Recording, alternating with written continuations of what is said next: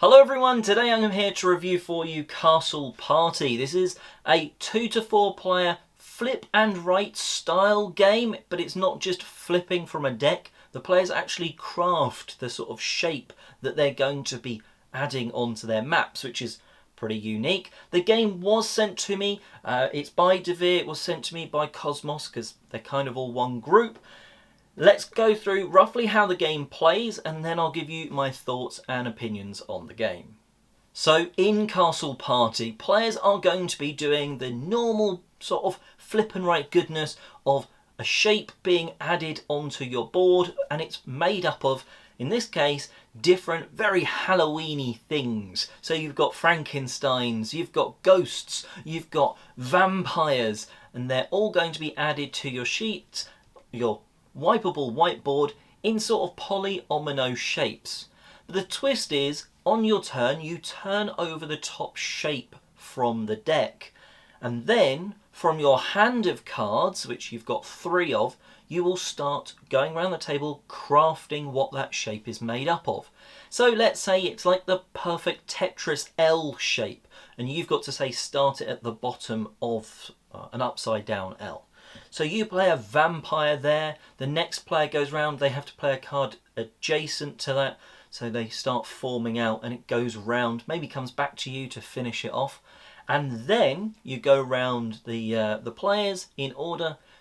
Each has the option at one point in the game to either rearrange the monsters or to maybe rotate the shape, or just for you, ignore that that's a Frankenstein, that's a skeleton for me, that sort of thing. So once that's been done, you're adding that shape that's been, well, the shape's dictated by the flip, but not what the shape is made up of. Like with any good flip and write where you're adding these sort of things onto a board, well, you're aiming for groups, but you're also aiming for very specific things. So partway through the game, as you're turning a card over from that shape deck, there'll be a clock that comes out. There's 3 of them, the third one ends the game, but when each of them come out, you will score one of the scoring conditions. You will choose, however, which. So there's fireworks, which means basically you look at the 9 spaces along the windows. Are people in them looking out, or are monsters in them looking out at the fireworks? For each space, that's a point. The next one is conga line. Basically, you look at your biggest current group of any individual monster type, and that's the number of points your conga line is scoring you.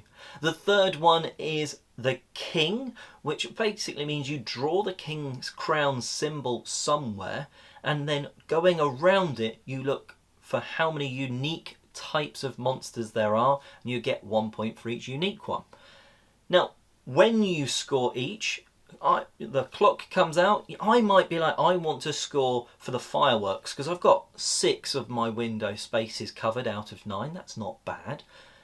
Your opponent, however, might be scoring for the conga line scoring. It doesn't matter what others are doing, it's just when the clock comes out, you've got to score one of those conditions. After the third one's come out, you'll have scored all 3 once, and you count up your points, with bonus points being awarded for your biggest group. There's certain ones where it's like, this isn't just a skeleton, this is a king/queen skeleton, like the special guest. They get a bonus point for skeleton, the skeleton king, skeletons around it, vampire king gets vampires around it, sort of thing. And you will also lose points for anyone that you've chucked off into the moat.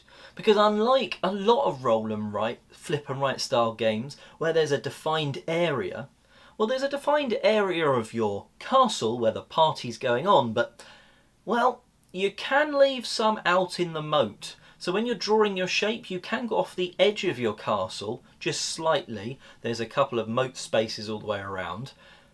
And splosh, they're going to lose you 1 point each. But you might be able to be adding them onto that window space for the fireworks, or maybe putting a couple of witches next to other witches for a bigger scoring group. There's also a drawbridge. Well, they're not wet, but they're also not in the party yet, so they don't score you anything. And whoever's got the most points wins. There is a reverse side which basically adds 5 points of interest onto your board. For example, the skeletons want to be round the DJ station for whatever reason. The vampires want to be round the punch bowl. And at the end of the game, basically up, down, left, right, around those 5 locations if you've got the right type. So, is there a skeleton up, down, left, right of the DJ booth? Well, you get 1 point for each of those up, down, left, right spaces that are skeletons. Basically 20 extra points up for grabs, and well, there are also obstacles to work around, so it's a bit more of a, where am I putting this? And you're more likely to throw some people in the moat as a result. So there's a few things that I really want to touch on in the review here. The best part of this game is the real impact that you feel you're having from crafting that polyomino. Yes, you turn the card over and it tells you what polyomino shape is going to be added, but, well, depending on where you're sat around the table, it's potentially a different orientation for you. But the big sort of part of that is, right, I've got these cards to work with, and you're going to draw up when you use one. Right, if that shape fits perfectly there, I'm going to want that to be a witch. So let's play my witch card there. Then the next person's like, oh, witch, okay, I wasn't going to use it over there. I need it to be a ghost. And then you are crafting this polyomino. And personally, I think it works better. The game goes 2 to 4. I think it almost works better at the lower player count, because that allows you to really sort of be working against your opponent. You can almost see their board and be like, they can only use this shape without putting a load of people in the moat in these select few locations, so how about I put a ghost down because their ghosts are the other side of their board, sort of thing, and they're not expanding their group. I like that sort of choice. As you get more players, I feel like you just have a little less impact on what's going into that shape, but it also means it can be absolute chaos because you've got lots of jumbled bits of groups here and there, and scores then for everyone are just that bit lower. I've not really seen that crafting of the polyomino in basically any other game. I think maybe Moon River, where you're creating a domino, does something similar, but it's still not as sort of quick as this, and it gets sort of, gets everyone involved in every single shape. Of course, as you're sort of helping to create that shape, you are somewhat at the mercy of your cards. If you've got an entire hand of skeletons, you don't have much of a choice. You've got a couple of skeletons and a ghost, but I really was hoping that because that shape would work so well next to my witches, I just don't have another witch to add to that group. So you are still very much at the mercy of the cards that are coming out of the deck, but it's one of those games where you've got to work with what you've got and what you're sort of given, and try and get the best out of it rather than sort of really min-max every decision. So just know that going into it. Of course, it's October, so there is the Halloween theme that I think quite a few people are going to be enjoying this one for. There isn't necessarily, though, much theme there. The moat idea around this castle, well, that kind of makes sense, but there's also a few things that are not really making much sense. It doesn't matter whether it's a group of skeletons or a group of Frankenstein's monsters or a group of ghosts. They all are going to score in the same way. You're trying to get them in a group, probably around their type's king. And that's going to get you a lot of points. So the actual different monster types don't matter too much. They are, you're still talking about, oh, this group of ghosts is at the window sort of thing. So it is what you make of it. Now, there's also the fact that it's a lot of symbols. And a lot of the symbols in this game, while absolutely perfectly fine and clear of, well, it's a skeleton, it's an X, it's a ghost, it's a circle, also don't lead you to sort of really jump on that theme. Okay, the vampires are like some teeth, but why is the ghost a circle and not sort of a weird blob ghost sort of shape? There's a few things like that that mean it doesn't sort of capture the theme as much as it could. My issue with symbology doesn't stop there. Now, while I don't have necessarily an issue with a game trying to be thematic and stuff like that, the sort of on the player boards, the powers that you've got to rearrange, like the monsters, there's sort of a very weird sort of symbol of a monster to remind you that that's a power.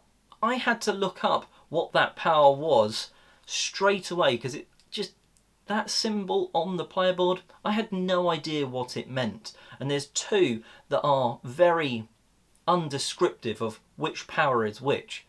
Does it matter? Yes, because you need to remember later on in the game, which power have I used? And I just think that let the game down a little bit in that learning game, that first game.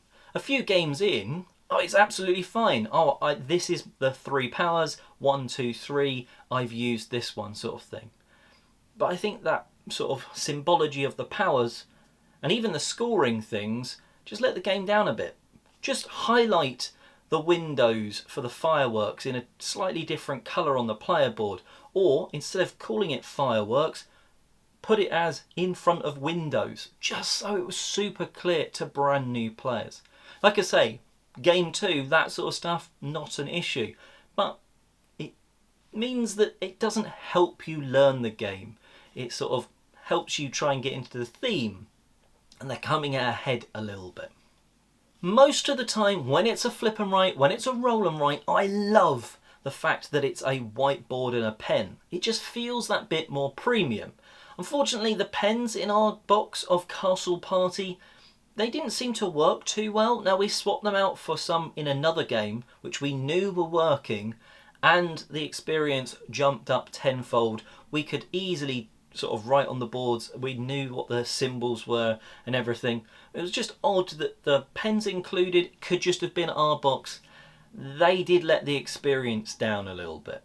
So overall, the game is sort of let down a little bit by the production from the pens. It's let down a little bit by those symbols. But the core is something I think people will enjoy. That crafting of the polyomino is a really cool idea that I do think people should try. Whether I could recommend it for you to go and buy it, well, I think that depends on how much you like this style of game and how much any touch of an Halloween theme would be good for you. But I still could see people enjoying it this Halloween and onwards if that core bit of the polyomino placements, the grouping, scoring and crafting that polyominoes grabs you, then Castle Party could be for you. Anyway, thanks for watching, and until next time, please do check out other news, reviews and such. I hope this has helped you know if this is a game for you or not. Until next time, have a great day gaming.